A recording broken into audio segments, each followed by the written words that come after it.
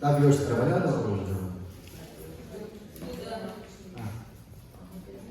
Está em curso aí, né?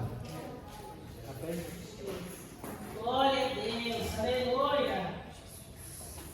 Deus Todo-Poderoso, Santo do Santo. Eu estou com uma palavra aqui no coração. Oh, glória. Desde manhã que Deus me deixou essa palavra, eu ouvi ela. E assim, ela foi tão profética na minha vida. Eu queria dividir com vocês.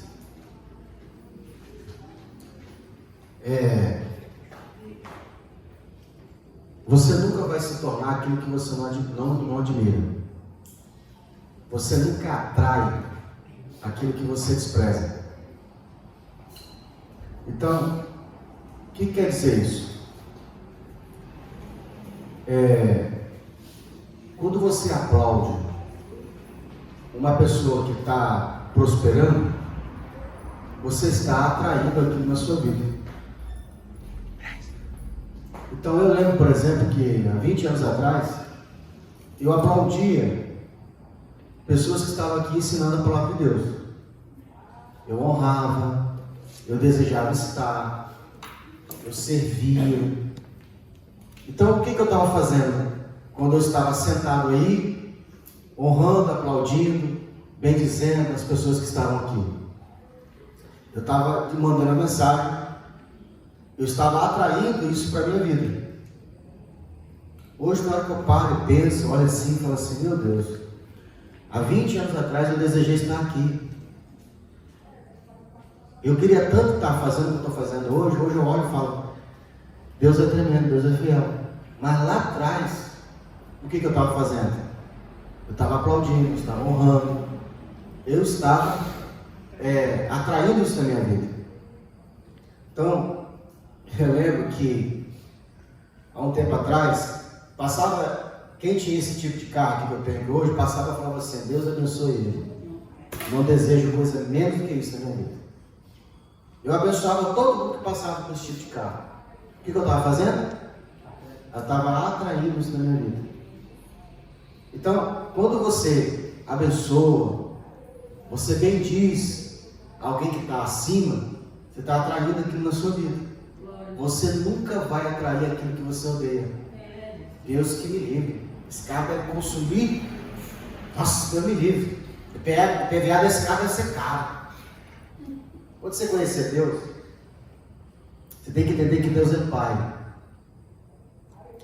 Você daria algo para o seu filho que ele não pode ter? Sim ou não?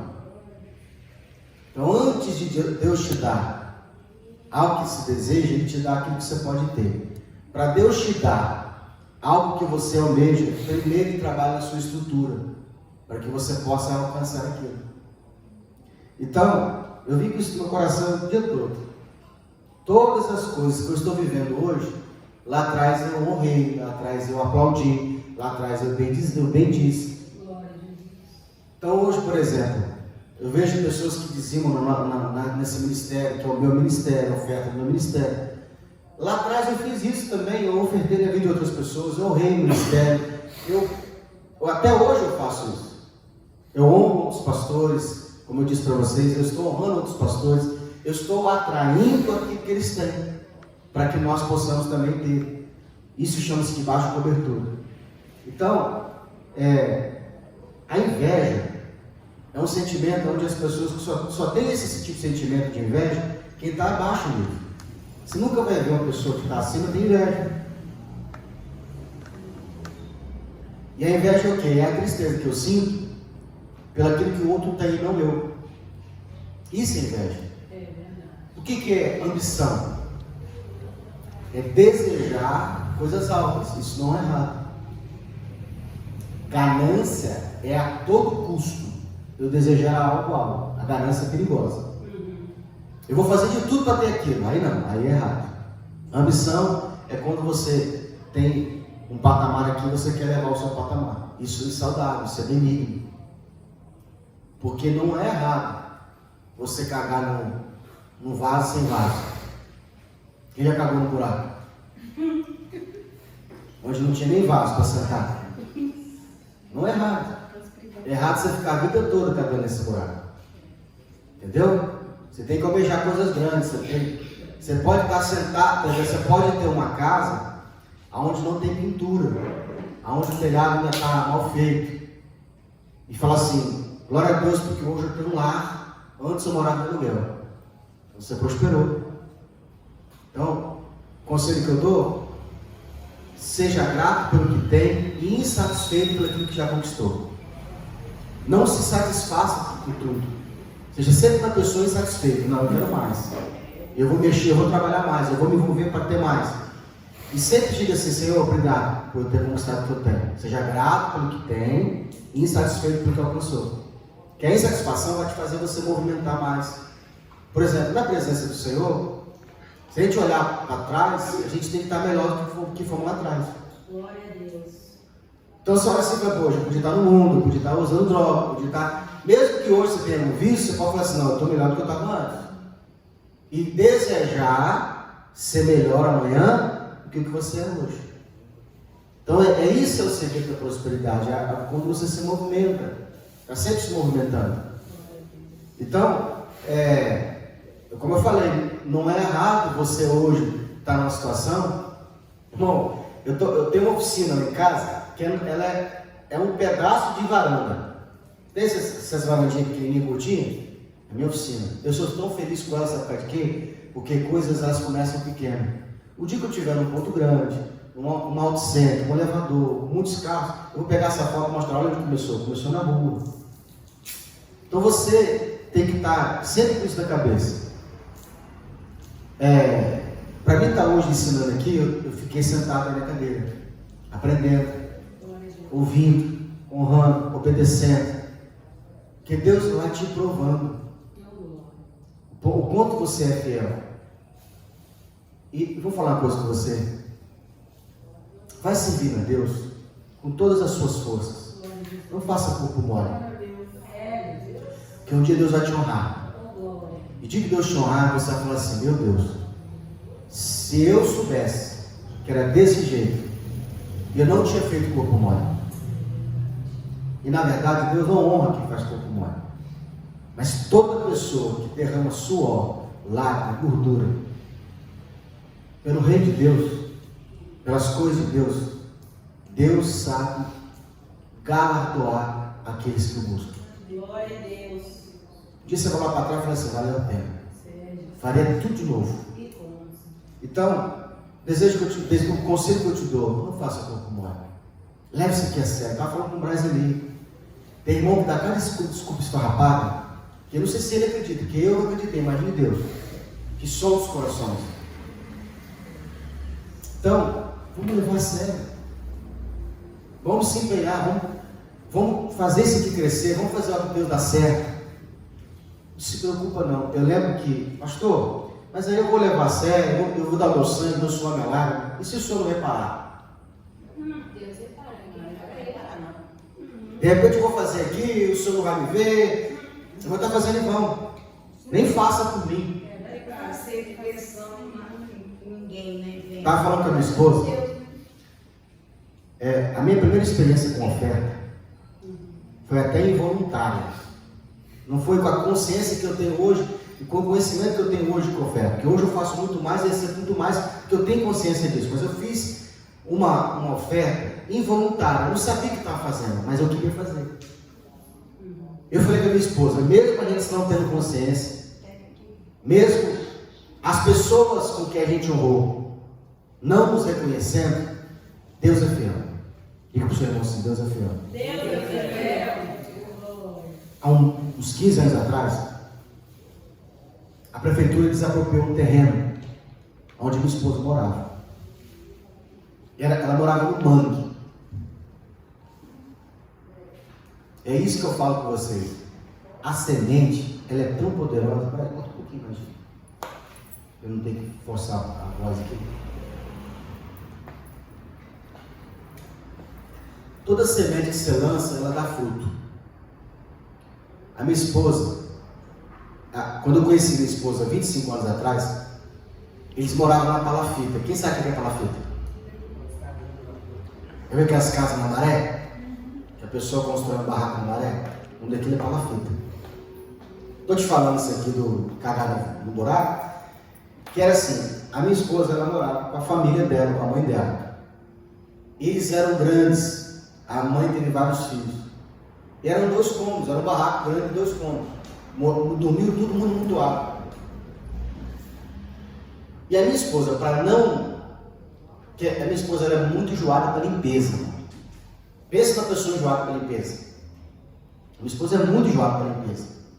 Quando eu conheci minha esposa, o barraquinho dela era um barraquinho simplesinho, mas eu penso no próximo limpo. Ela pegou aquele xadrez, derreteu a cera, que é a vela, e passou na madeira, e aquilo ficava brilhando, irmão. Era de madeira, não parecia um porcelanato. Então, ela trabalhava de casa de família, e para não ficar junto com os irmãos, ela conversou com o patrão dela. Vê se o patrão dela arrumava um jeito, ela comprar madeira lá no material de construção, descontando o pagamento dela. E o patrão dela, ele era muito rico, sabe? Ele era marceneiro, só trabalhava com gente que tem dinheiro. Ele virava, quando ela chegava por ele e falava assim: "Seu Coroto, tem um cliente aí fora te esperando." Ele perguntava assim: "Tá de carro ou tá a pé?" "Tá a pé." "Fala que eu tô aqui." "Tá de carro." "Qual que é o carro?" "Ah, não sei não, tá marca no carro, não." Ele ia entender. Porque marceneiro, irmão, só se ele for muito ruim. Porque se ele for bom, não fica sem serviço e é caro. É móvel de 20 mil, 30 mil, 40 mil que os caras fazem. E ele vai de casa mesmo, pastor, aquele que morreu, né? É. Então, ela chegou para ele, conversou com ele, ele foi lá e falou assim: "Então vai lá no material tal e pega lá as madeiras que você quer." E o marido da mãe dela, ele mexia com esse negócio de obra. Aí chegou lá o material, as madeiras lá, os cargos, a madeira, o determite, e ela fez um barraco, irmão. Só construiu um cômodo, sabe? Só para ela poder dormir, botar a caminha dela, botar umas coisinhas.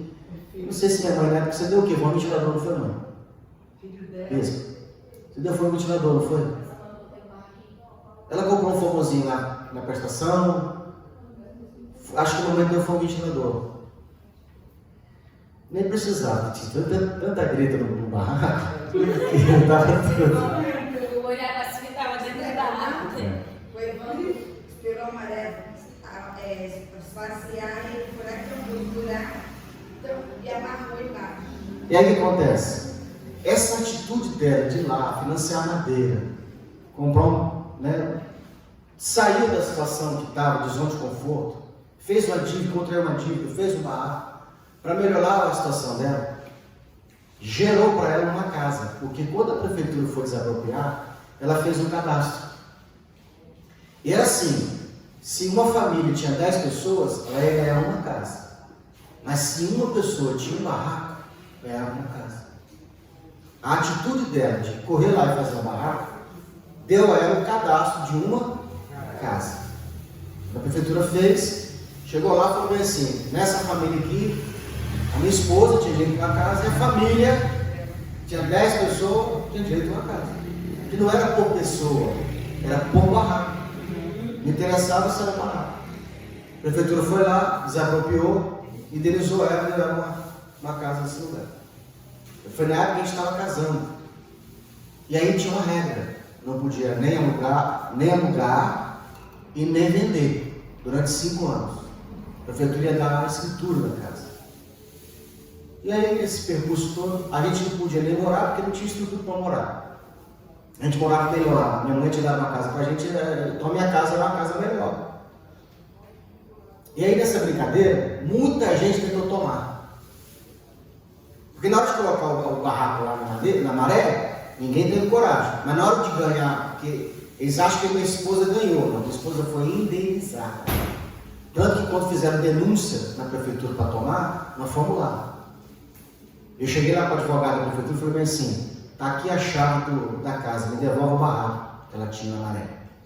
Vocês não deram nada não, vocês indenizaram ela. Eu quero o barraco dela na maré. Só isso que eu quero. Está aqui a chave da casa." Aí foi quando o cara falou assim: "Não, pera aí, vamos conversar." Eu falei: "Disseram que estão tomando a casa para dar para outra família. Cadê?" Eu falei assim: "Cara, Não, porque tem umas famílias que estão, muita gente na mesma casa. Eu falei assim, cadê essas famílias que moravam onde quando eu morava na Maré? Quando era na Maré, todo mundo morava no barraco. Agora que a casa que morar separado, eu falei pro cara, o advogado, me devolve o barraco dela na Maré, só isso que eu quero. Não, porque ficamos sabendo, eu falei assim, tá, ficou sabendo que o marido dela tem uma casa, e aí? Quer dizer que ele é pobre, tem que continuar pobre o resto da vida? Quer dizer, então que o senhor ganha na negação, tem que devolver a casa para vocês? Quer dizer que a gente que ganhou a casa tem que permanecer pobre. O dia que prosperar, não pode, tem que entregar? Eu falei, que casa é que vocês deram para os outros? Eu falei assim, ela tem filho, nós temos uma filha, e os herdeiros vão ganhar o quê? E aí vamos descobrir que, na verdade, quem denunciou a própria família. Dá esse corte depois, tá? Eu estou com deixo também, que é bom que se vê, receba aí minha relação. Aí nós vamos descobrir que como a gente não estava usando, a gente não estava usando ainda, não podia vender em nenhum lugar, a gente estava entendendo o que ia fazer com aquilo, a igreja estava fazendo culto lá fora, ao ar vivo. Meu coração doeu, eu falei assim, é injusto. O povo de Deus está no relento, fazendo culto lá e a minha casa parada. Peguei a chave da casa e falei, não faz na rua não. Faz dentro da casa. E aí, os irmãos eles são empolgados, sabe? Onde eu vim, os irmãos são muito empolgados. Os irmãos pegaram a casa, virou um templo. Botaram o culto, botaram a cortina, a cascadeira. E virou igreja. Era uma casa, virou igreja. Aí, na época, meu cunhado pediu minha esposa para morar na casa. A esposa falar comigo, eu falei com ele assim, eu posso te dar ideia? Pergunta quanto tempo ele quer. Quanto tempo ele precisa morar para sair do aluguel?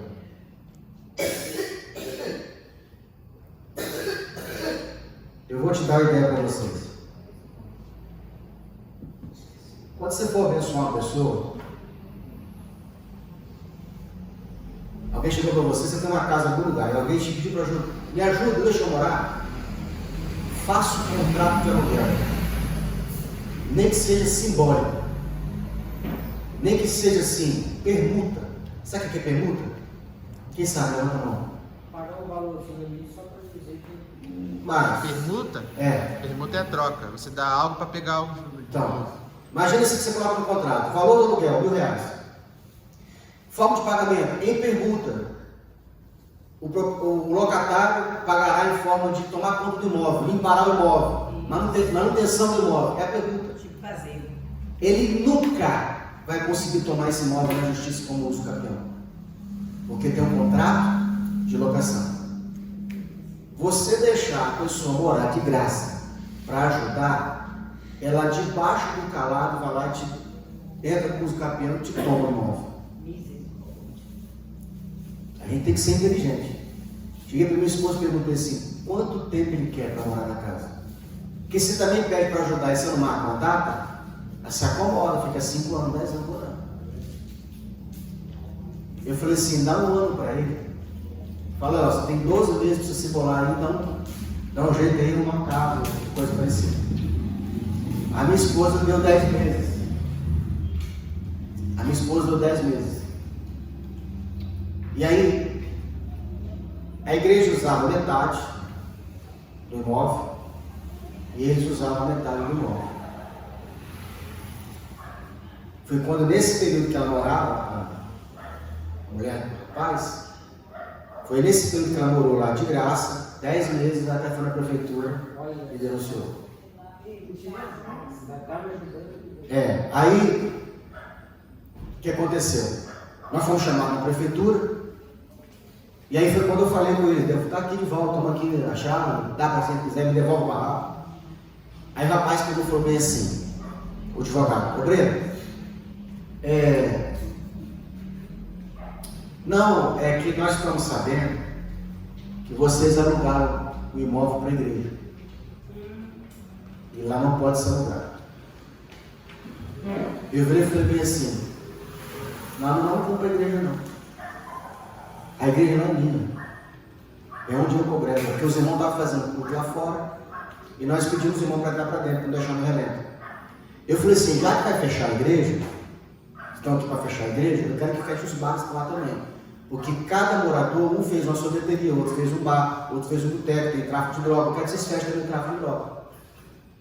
Porque eu estou ajudando o bairro, deixando a igreja lá para salvar a vida. O advogado falou assim, na prefeitura, eu não quero que você feche, não. Nós só pedimos vocês para vir aqui para esclarecer para nós. Porque alguém da sua família denunciou. Então é morto. Aí foi quando a minha esposa pediu para o irmão, mas a esposa da linha na Bíblia. A igreja ficou, aí a igreja tomou conta de tudo, nós deixamos a igreja tomar conta de tudo. Eu pagava luz e água no imóvel. Justamente para mim eles não terem nenhum tipo de vínculo com o imóvel. Mas a igreja, ela só me deu problema de coisa que a igreja dá problema. Certo? Porque se eu tiver que tomar conta, vira bagunça. Não sei se eu falo, né? Quer que eu pague? Oi? Quer que eu pague? Não, dá pra. Porque, tipo assim, é que tem coisa que acontece na igreja que é interessante. Eu pagava luz e água da igreja. A minha família foi lá, quando eu falo minha família, eu faço com a minha esposa. Eles foram lá e pegaram o padrão de água, o deles cortou. Pegaram o padrão de água e fizeram um gato. Eu fui lá e cortei o gato. Falei, você tem que aprender a pagar a luz de água de vocês, né? Aí vem aqui a prefeitura e me multa. Vem a César e me multa por cada água. Aí eu conversei com um rapaz que tomava conta do culto. Eu falei assim, poxa, você não viu desfazer isso aqui não? Tipo assim, a pessoa não quis responder, né? Eu falei assim, se estivesse pagando água e luz, vocês tomariam conta melhor? Quem está pagando, então pode abrir, pode deixar vazar. O rapaz falou assim, não, por mim pode até cortar, porque a gente quase não usa água aqui. É mais um filtrozinho que a gente bota aqui. Eu falei, então tá bom, então manda cortar então. Aí deixei o talão atrasar, a sessão foi e cortou a água. Aí juntou-se uns 8 talões de 20 reais, cortou a água. Aí o irmão foi lá no líder da igreja, que sempre tem um líder no campo, e falou que a igreja estava sem água porque o irmão não pagou. Inclusive foi aquele presbítero que estava aqui com a gente. Não é o Kleber não, é o Losvaldo. O presbítero veio para mim assim, irmão, como é que você deixou cortar a água da igreja? Eu falei assim, ei, peraí, água da igreja não, água da minha casa, que eu deixei a igreja usar. Lá você não paga nem aluguel, nem água, nem luz, tudo por minha conta. Agora se ele perguntar o que aconteceu, eu te respondo. Ele falou, o que houve? Aí eu expliquei a situação para ele. Eu falei, o irmão falou comigo que não precisa nem dar um copo d'água lá. Que podia deixar cortado. Aí chamou o irmão e falou, não, que negócio é esse aí? Tem como ligar? Eu falei, tem, tá aqui os 8 talão paga e paga a taxa para ligar. Aí você deixou ligar, se vira agora. Aí a partir daquele momento eles começaram a pagar a água da igreja. Que a igreja usava ponto. Mas resumindo a situação. 5 anos a igreja ficou usando ponto. A minha esposa depois entrou numa situação financeira que queria alugar o ponto, que aí depois passou. Aquela perseguição toda passou. E aí eu conversei com o presbítero da época de Jardim Campo, falei, minha esposa está precisando do ponto lá, queria ver se vocês têm interesse em alugar. Eles preferiram fechar a igreja, alugar outro lugar, do que pagar para nós. O que você pensaria nesse momento? Tá vendo?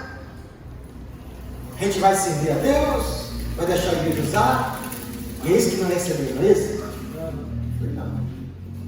Nós ofertamos para Deus, mesmo que o homem não reconheça, nós estamos aqui. Com certeza. Irmão, eu diante de Deus, eu não imaginava o que Deus ia fazer. Não tinha noção do que Deus ia fazer. Foi quando no momento passou-se o tempo, minha esposa alugou o ponto, tá com a coisa toda e tal. Alugou até com o irmão dela mesmo, aquele que a esposa denunciou, né? Alugou para ele pagar e tudo mais. Porque o rapaz é gente boa, o problema é a esposa. Ele não é uma pessoa não. Inclusive até a cama que nós estávamos usando aqui outro dia fazendo um teste era dele. E aí o que aconteceu? Deus fez uma reviravolta na minha vida financeira, na minha vida profissional, eu perdi o emprego. E aí a empresa me indenizou, me pagou meu tempo de casa, mas veio um cara lá em casa, vamos processar a empresa. Eu tinha uma fé, uma crença limitante, que isso é errado. Mas Deus trabalhou no meu coração. E resumindo a situação, foi quando a empresa foi obrigada a pagar judicialmente uma indenização de 150 mil. Desses 155 mil, 5 mil o contador levou, o advogado levou 45, o INSS levou 37, não sobrou 80 mil. E eu tinha os 80 mil, mas assim, ele não veio de uma vez. Ele veio 35 mil numa pancada e veio cheques, pagamentos de 5 mil reais. E eu falei assim, a minha renda diminuiu, eu preciso comprar uma casa. Na verdade, no meu coração eu precisava comprar um ponto para a igreja. Eu já tinha no meu coração que eu ia abrir uma congregação, uma igreja, nesse sentido. Procurei um local para comprar, irmão, é muito caro a casa. Você com 50 mil, você não compra uma casa. Você compra um terreno, muitas vezes com um carro ruim. Mas depois fica bom. Mas geralmente você compra um lugar ruim. E aí eu procurei uma corretora, uma moça que mexia com isso, ela falou assim, ó, eu tenho uma casa no Ataíde, mais ou menos esse valor de 70 mil reais. E aí perguntei assim, onde é que esse lugar, essa casa? E aonde que era a casa? No mesmo bairro onde eu deixei ele usar o ponto. No mesmo lugar onde eu semeei, Deus fez eu colher. Eu falei com ela assim, quanto eles querem na casa? 73 mil. Eu falei assim, oferece 50, que é o que eu tenho. Ela falou, nós não vamos pegar não, nós estamos querendo 70 e pouco. A casa ela vale depois de legalizada, o documento 120 mil, 130 mil. Mas não tinha documento ainda. Eu falei assim, faz o seguinte, eu sei que se você vender, você vai ganhar a sua porcentagem. Eu te dou mais 1.000 por fora se você vai ajudar a fechar negócio. Não quero que você faça nada que prejudique eles. Mas eu quero que você me ajude eles. Aí o que ela fez? Ela foi lá, chorou e falou assim, eles baixaram para 70 mil. Eu falei assim, dou 55. À vista. Eu nem tinha esse dinheiro, tá, irmão?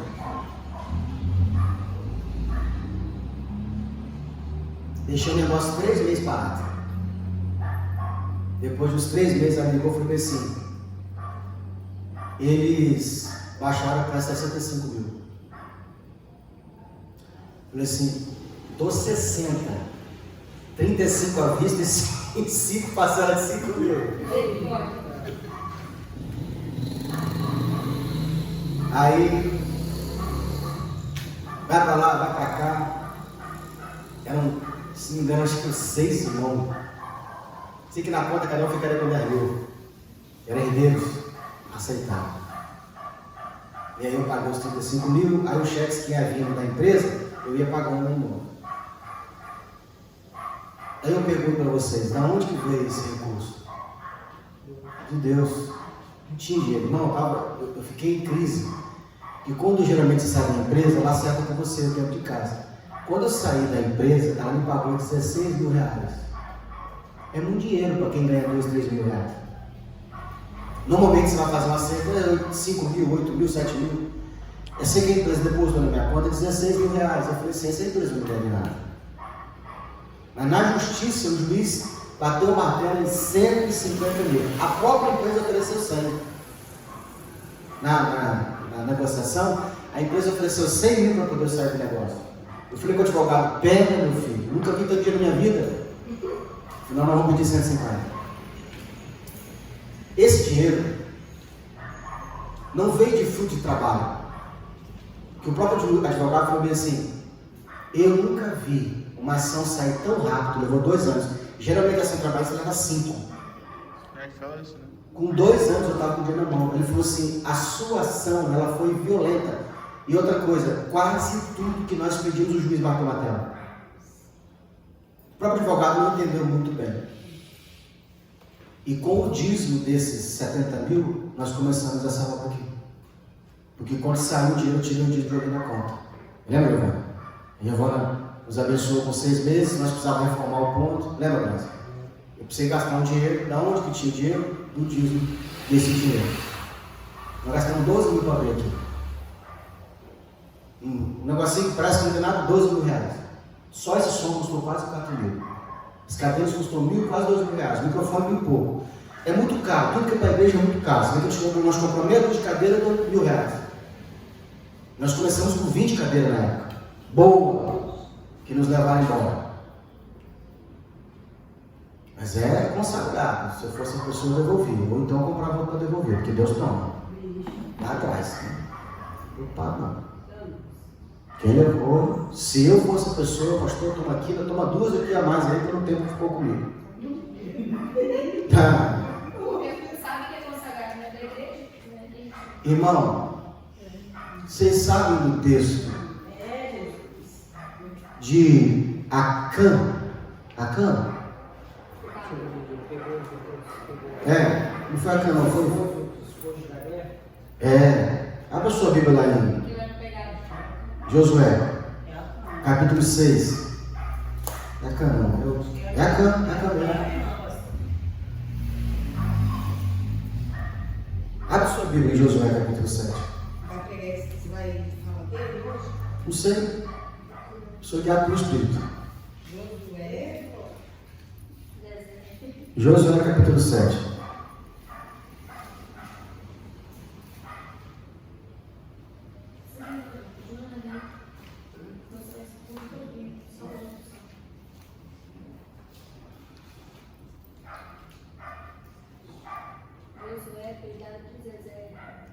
Quem achou, diga amém.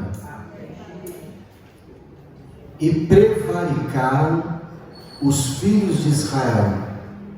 O que é prevaricar?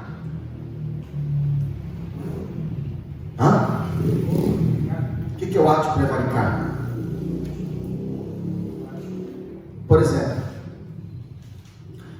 um policial, um funcionário público, se ele deixar de fazer aquilo que é a sua função, isso chama-se prevaricar. Se o policial estiver diante, trabalhando ali no local, se ele for um policial militar, a polícia militar é uma polícia ostensiva. Ela tem que ostentar a força. Já viu que a viatura, ela passa com o giroflex ligado? Quem já percebeu isso? É obrigado. Ela não pode passar com o giroflex apagado. A não ser que ela tenha o intuito de dar um flagrante. Mas geralmente a viatura passa com o giroflex ligado. Por quê? Porque a polícia militar é uma polícia ostensiva. Ela tem que ostentar para poder prevenir o crime. Então o cara está vendo a polícia ali, o giroflex ligado. Não sei se você já percebeu que nesse governo do Casa Grande, as polícias, quando tem que fazer, elas param o carro e ficam com o giroflex ligado no meio da rua. O que é aquilo? É para mostrar para a população que tem segurança, pelo menos em tese. Entendeu? Aquilo é uma estratégia. Quem olha para a polícia fala: opa, estou me sentindo seguro, estou vendo a viatura aqui. Então imagine, por exemplo,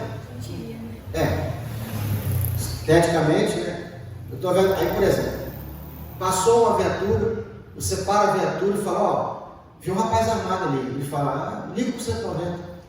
Não é assim que sabe? Isso chama-se crime de prevaricação. A obrigação dele é atender uma ocorrência. Então, quando ele deixa de fazer aquilo que é dever dele, é um dever dele. O juiz não pode.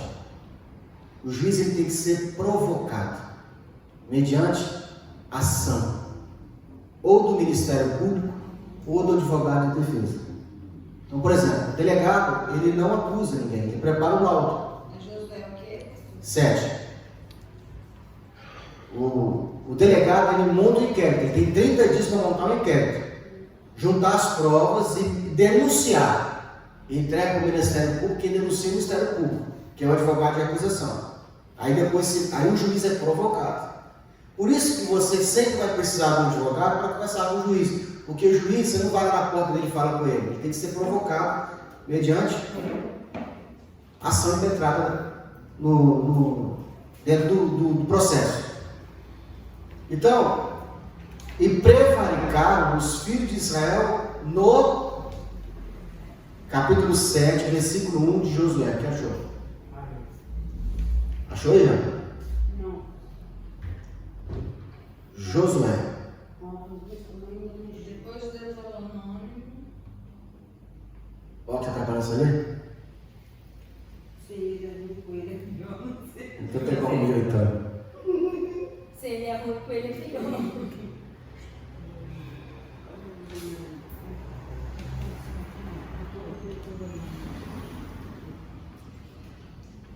Ele depois do Pentateuco.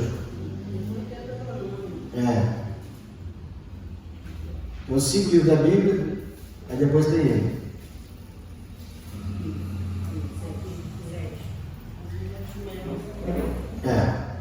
Ainda mais que a letra é maior. E prevaricaram os filhos de Israel no anátema, porque Acã, filho de Carmi, filho de Zebedi, filho de Zerá, da tribo de Judá, tomou o anátema, e a ira do Senhor contra quem? Todo mundo. Esse é o problema de você ter um anátema no nosso meio. Todo mundo paga. Eita. A quem pecou foi o cara. Eu não vejo assim. Se pecou na igreja, todo mundo paga. É por essas passagens que a igreja excluía algumas pessoas. Porque queria tirar o anátema do nosso meio. Vamos ver isso aqui. Então, olha que interessante. Enviando, pois, Josué de Jericó alguns homens a Ai, essa palavra Ai é uma cidade que está junto a Bet-Avém, da banda do Oriente, de Betel, falou-lhes dizendo: subi e espiai a terra. Subiram, pois, aqueles homens e espiaram a Ai, cidade de Ai. E voltaram a Josué e disseram-lhe: não suba todo o povo, suba alguns, 2 ou 3 mil homens, a ferir a cidade de Ai. Não fastigueis ali todo o povo, porque poucos são os inimigos. Assim subiram de lá, do povo, alguns, 3 mil homens, os quais fugiram de diante dos homens da cidade de Ai.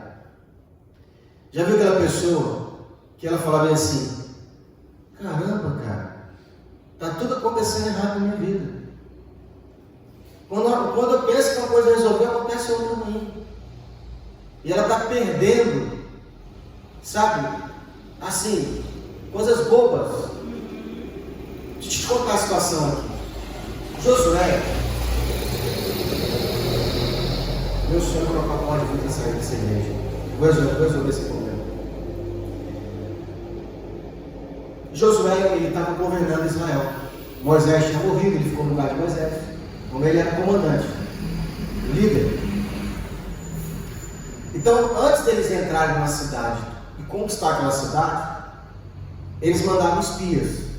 As pessoas entravam, espiavam a terra, observavam o poder bélico, se era fortificado ou não, se era uma cidade forte ou não. Chegava para Josué e falava assim: ó, lá é assim, assim, assim. Dependendo do relato que eles traziam, Josué determinava o número de soldados que iam entrar para tomar a cidade. No caso de Ai, era uma cidade pequena. Era uma cidadezinha que não oferecia muito perigo. Os caras chegam para Josué e falam assim: Josué, cidade tranquila. Ó, a mão com açúcar. Dá para dar conta de ser tranquilo. Outra coisa, não precisa mandar um exército, não, 600 mil homens. Manda só 3 mil.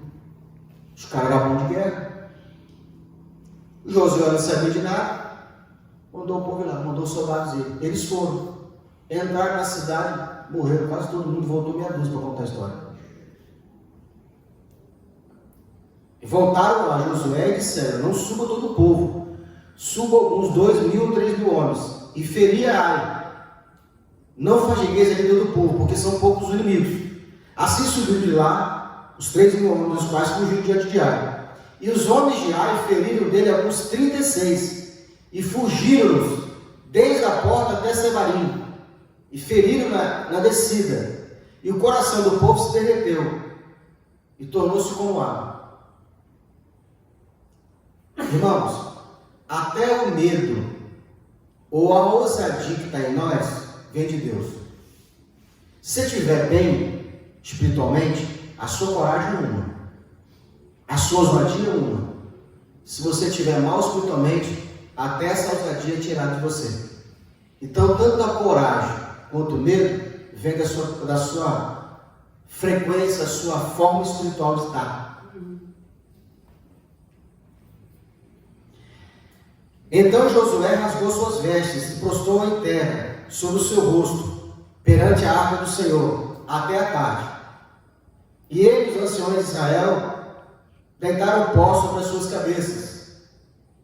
E disseram a Josué, e disse Josué: ah, Senhor Jeová, por que com efeito fizeste passar este povo ao Jordão, para nos dares nas mãos dos amorreus, para nos fazerem perecer? Tomaram contentarmos, nos ficarmos além do Jordão. Ah, Senhor, que direi, pois, Israel? Virou as costas diante dos seus? Ouvindo isso, os cananeus, todos os moradores da terra, nos cercarão, desarraiarão o nosso nome da terra. Então, o que farás ao teu grande nome? A resposta de Deus, irmão. O que Josué está fazendo? O que Josué está fazendo? Dizendo para Deus que eles, como eles estão só, para Deus ajudar, né? Fazer alguma coisa. Não. Se lamentando. É o que você faz na oração. Meu Deus. Oh, Senhor. Ele está tipo chorando. Acho que eu falo agora. Oh, Senhor. A minha casa. Os meus filhos. Deus está assim. Acabou a oração aí? Deixa eu acabar de chorar, a gente conversa. Diga que você entender que choro não muda o coração de Deus, você para de chorar. Você só vai chorar de alegria na presença de Deus. Josué ficou de tarde, de manhã até de tarde, lamentando. Quando ele acabou de orar, isso levou a tarde toda, tá? A manhã toda, a tarde toda. Aí o Senhor vai responder. Então disse o Senhor a Josué: levanta daí, rapaz. Essa aqui é a minha tradução, tá? Minha mesmo. Por que está prostrado assim sobre o teu rosto? Israel pecou. Quem pecou? Israel ou Acã? Quem pecou? Israel ou Acã? Por que Deus falou que Israel pecou? Do corpo. Então, quando o irmão erra, nós estamos crescendo. É o que Adão e Eva fez. Nós estamos no corpo, irmão. Não, se a gente entendesse a profundidade disso, você nunca ficava falando mal do teu irmão para rua. Sabia? A gente orava e chorava pelo irmão. Eu, por exemplo, eu estou muito triste. Meu coração está em lamento. Porque eu ouço o louvor do Gessé Aguiar. Eu falo, cara, como pode? Não é possível, deve ser uma força do mal. Verdade. O cara é poeta, o cara é compositor, menino de Deus, nascido na igreja. Satanás passou no rasteiro dele tão rápido aqui, tão rápido que ele foi derrubado. Mas nós temos que orar por ele. Porque se esse menino se levanta, ele arrasa o inferno. A gente não tem que ficar. Não, ele tem que se comover e ficar triste. O Senhor se comoveu com ele igual eu com o J.A. Também é outro. Pior ainda, inadmissível. O problema do J.A. é que ele está escandalizando. E fez coisas piores no próprio corpo, né? Pior ainda. Se a pessoa continuar cantando, vai se ficar dela, né? O Ezequiel está na balança ainda, entendeu? Está tentando voltar. J.A. Não está não, tá já. Visualmente, infelizmente. Então, Israel pecou, até transgredir o meu conselho que lhes tinha ordenado, até tomarem do anátema.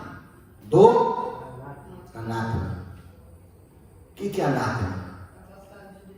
Oi?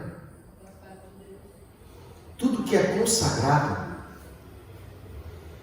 consagrado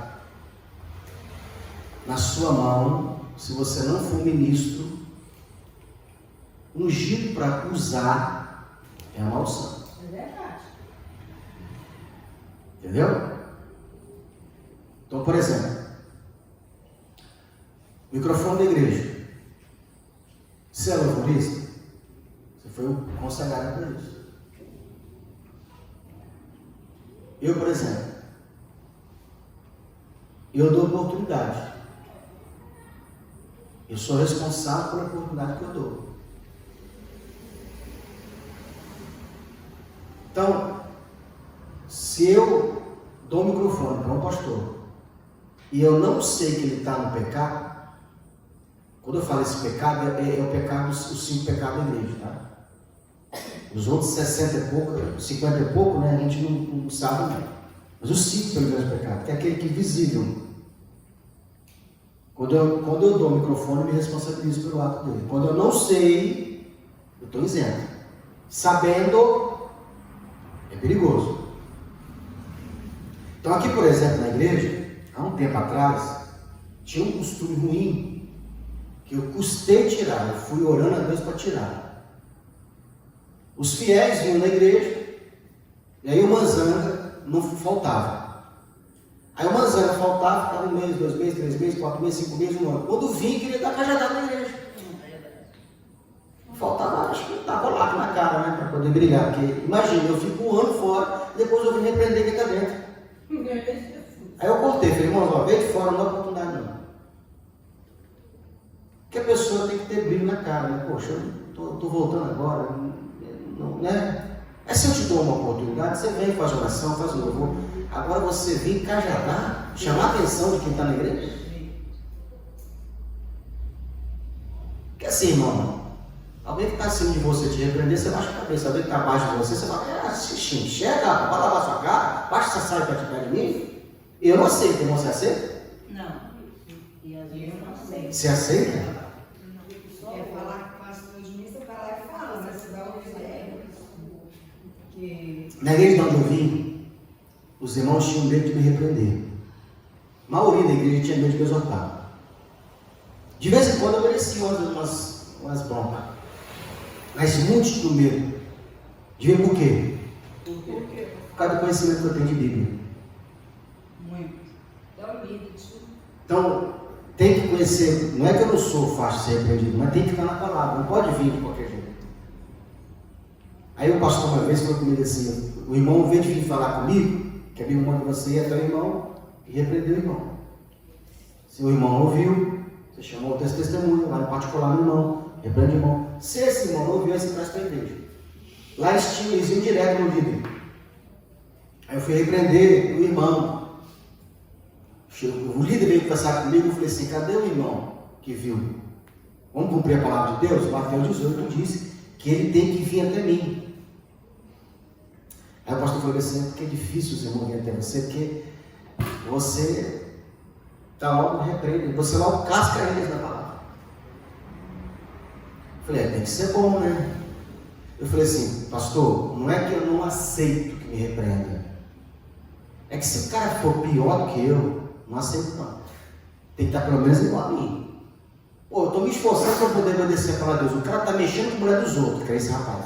Cantando as irmãs, cantando a mulher dos outros. Ele vem falar comigo a coisa que eu fiz. Ele tem que tirar a primeira trava do nome dele, porque eu vou tirar o cisco meu. Que cisco eu tenho, agora trava eu não tenho não. Então era essa a dificuldade que eles tinham. Então tinha esse problema aqui na igreja. Aí eu fui cortando, pedindo os irmãos tomar cuidado, porque dá oportunidade. Por quê? Porque, cara, a irmã, o irmão, vem de longe. É que a cara é exortada. Senta para aprender. Meu tio, ele mora aqui no bairro. Eu, se não me engano, ele é diácono da Assembleia de Deus. Eu queria que ele ficasse por causa da minha mãe. Era uma companhia para ela. Quando nós abrimos aqui, ele se empolgou. Ele veio lá atrás e veio dando ordem. Ele falou assim, como é que é? Você vai naquela cadeira ali, escolhe uma, senta primeiro para aprender. Se você me ouvir, eu depois eu te ouço.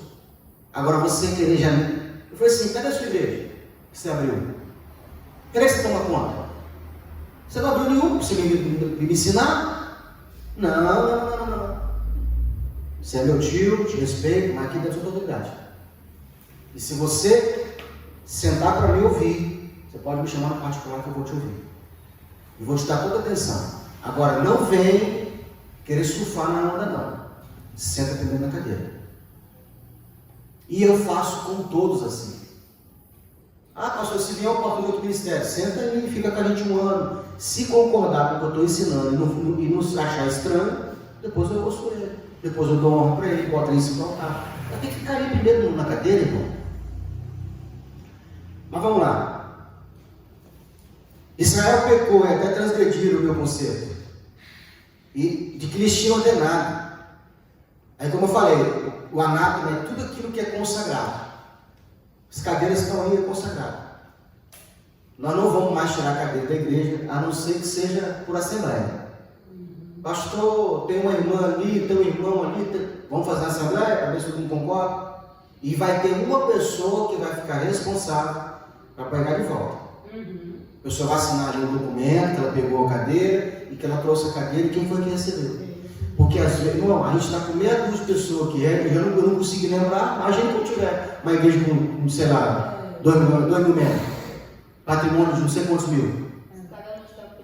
Então, todo mundo tem que cuidar. Por quê? Quando for ofertar, foi o seu dinheiro que foi. E lembre-se que você fez uma oferta memorial. Toda vez que o Espírito Santo descer aqui, vai ver a cadeira e vai lembrar de você. Aí levaram a sua cadeira. Você fala, Senhor, o Senhor não se lembra de mim? O Senhor falou assim, não estou vendo aí a cadeira lá que você deu, alguém levou. Então vamos lá. Israel pecou transgredido. Então tudo que é do Senhor, consagrado a Deus, é anátema. Maldito, diga comigo, maldito. Mas é maldito para quem não tem autorização para usar. Porque na mão do sacerdote, tudo que era consagrado era abençoado. Por exemplo, a oferta sua.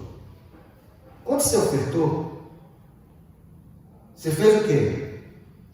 Nunca você faça uma oferta sem um alvo. A oferta tem que ter um alvo. Pastor, eu estou entregando essa oferta aqui, para nisso não tirar uma oferta hoje, tá? Eu fui repreendido pelo Senhor porque eu estou errando, estou prevaricando também. Não pode ter culto sem oferta. É porque às vezes, irmão, eu não quero ficar parecendo que é por causa do dinheiro. Todo dia. Se todo mundo concordasse aqui, nós podíamos fazer uma oferta mensal. Pastor, como é que é a oferta mensal? Por exemplo, eu levanto uma oferta aqui, aí você não tem o dinheiro na hora. Aí você fica sem graça. Não é isso? Aí a gente faz um cartão oferta mensal e você estipula um valor que você queria dar mensalmente. E essa oferta ela vai valer por todos os cultos. Aí quando eu falo assim, tira a sua oferta, você levanta a mão, aqui não tem nada. Mas ela já foi ofertada no mês. Aí você vai lá no outro lado e coloca lá, simbólico. Mas no final do mês, ou no começo do mês, você vai entregar a sua oferta mensal.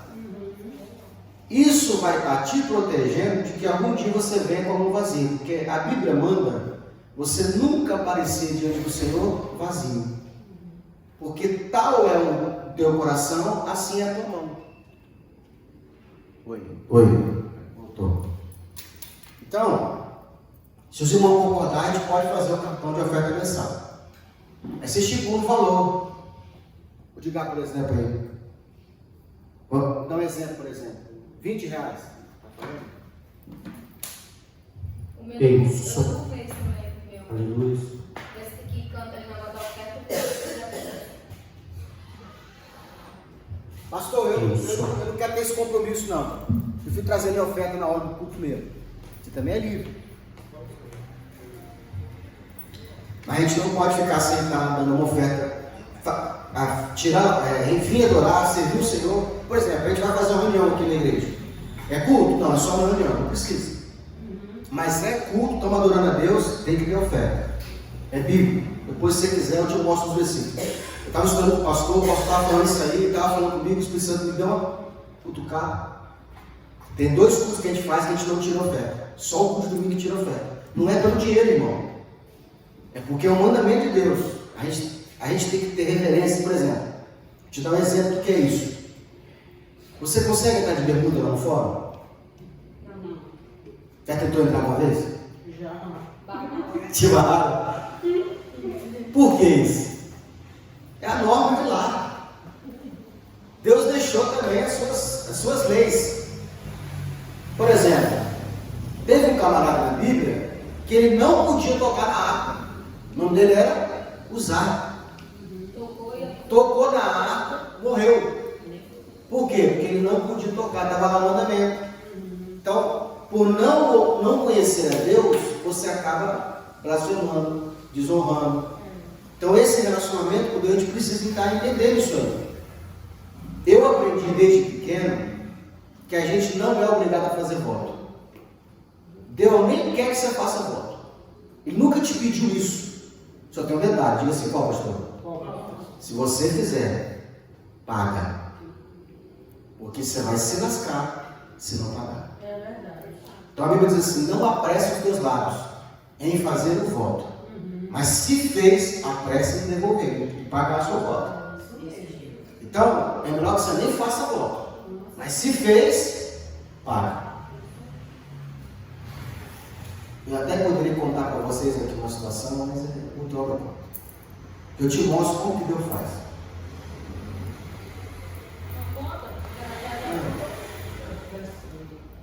A irmã já bateu o martelo do horário. Vamos ler aqui. Então, eu estava falando o que mesmo da oferta? Sim. Abanaca. Oferta. Você fez a oferta. Você tem que entregar. Ela na sua mão. É claro que existe um tempo da oferta. Morreu no coração, depois ela vem na sua mão. Mas você tem que entregar. Na sua mão ela vai ser maldita. Dízimo na sua mão depois que você receber é maldito. Pastor, como é que eu sei que ele é? Ele começa a devorar as suas coisas. As coisas começam a queimar. Remédio, doença, vai embora. Devorador. Quando você começar a perceber que na sua casa tem devorador, você vai entender o quê? Rapaz, dízimo. Engraçado que o ímpio não tem. O ímpio não precisa entregar. Diga por quê, pastor? Vai para o inferno, né, irmão? O que vai Deus fazer pelo inferno? Deixa ele quietinho lá. Entendeu? Não vai remar, vai para o inferno mesmo. Por que Deus vai ir? Estava falando com o Lucas lá em casa. O ímpio, irmão, se tiver adultério, ele vai ficar 20 anos com a mulher, ninguém vai descobrir que ele tem adultério, que ele tem uma outra mulher. Mas se o crente resolver ter, eu levanto a saia dele, todo mundo vai ficar sabendo. Eu levanto. Deus conta tudo no Facebook. Crente. Vai lá. É engraçado, pastor. Quer dizer, engraçado não, é uma coisa assim verídica. Esse negócio de oferta e dízimo é coisa séria.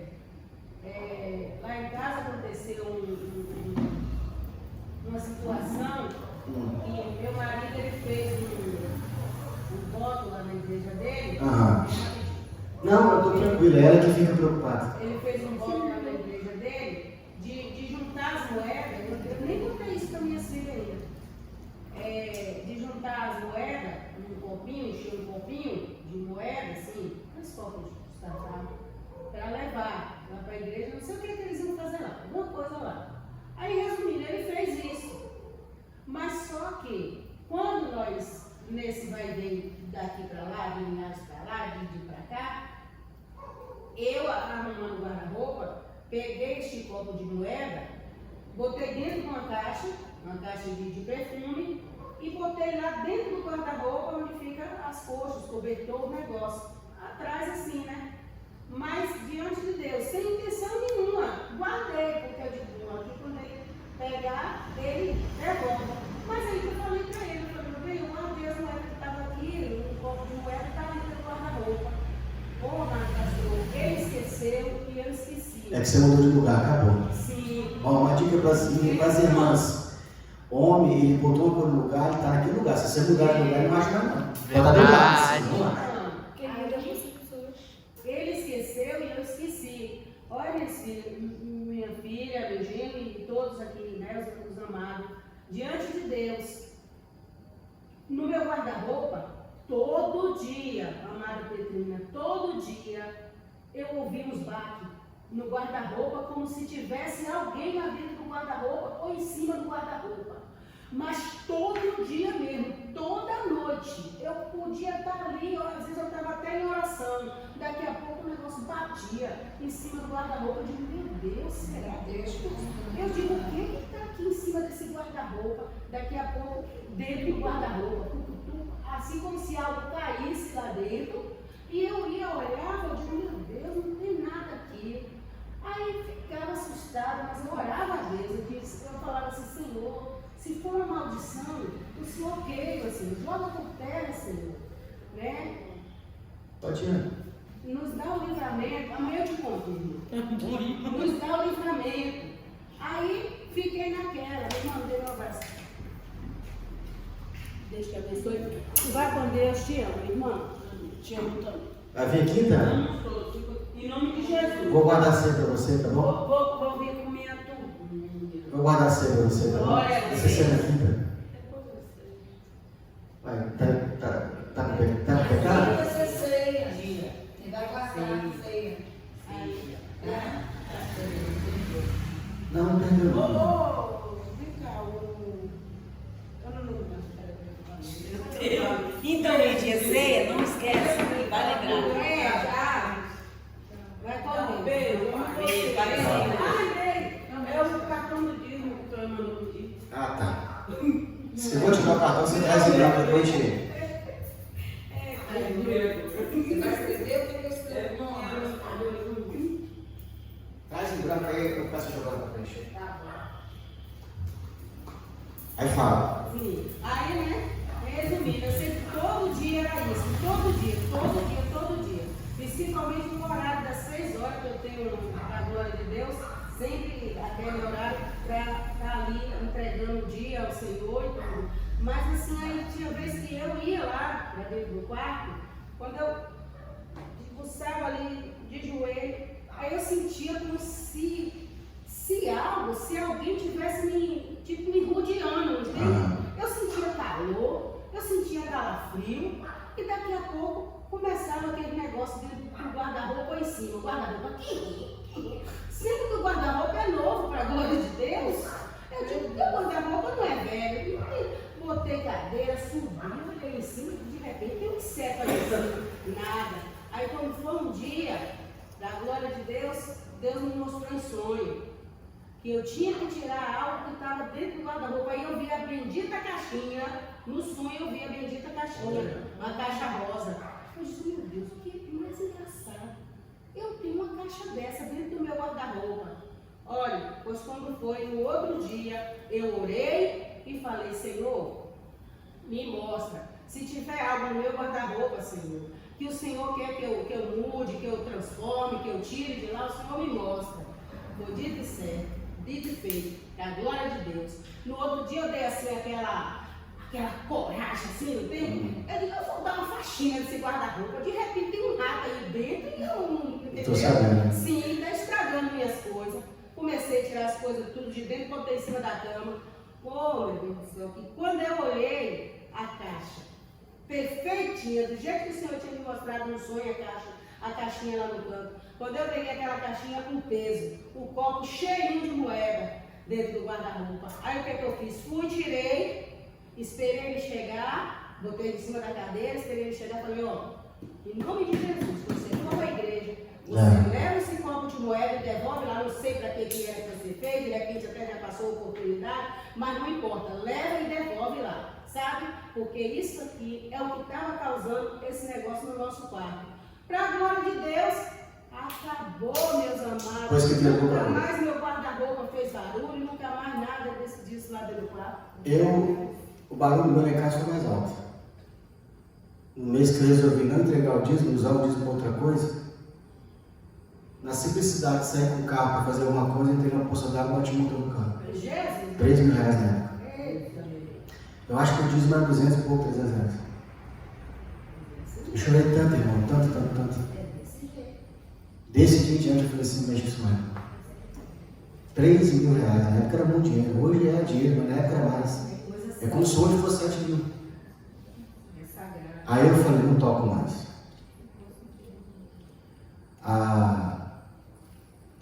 Quando aqui nós estávamos com pouca gente, eu usava para ajudar a pagar o recurso.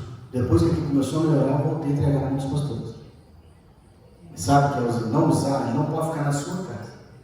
O dízimo ele não pode ficar dentro da sua casa, ele tem que ir na mão do sacerdote. Então, Anápolis, o que a CAM fez?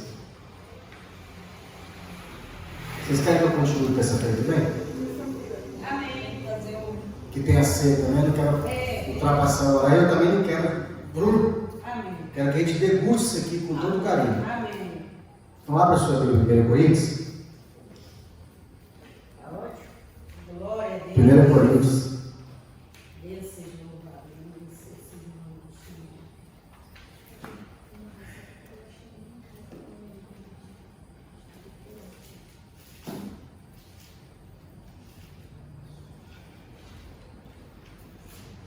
É 1 Coríntios 11, né? É 11, 23.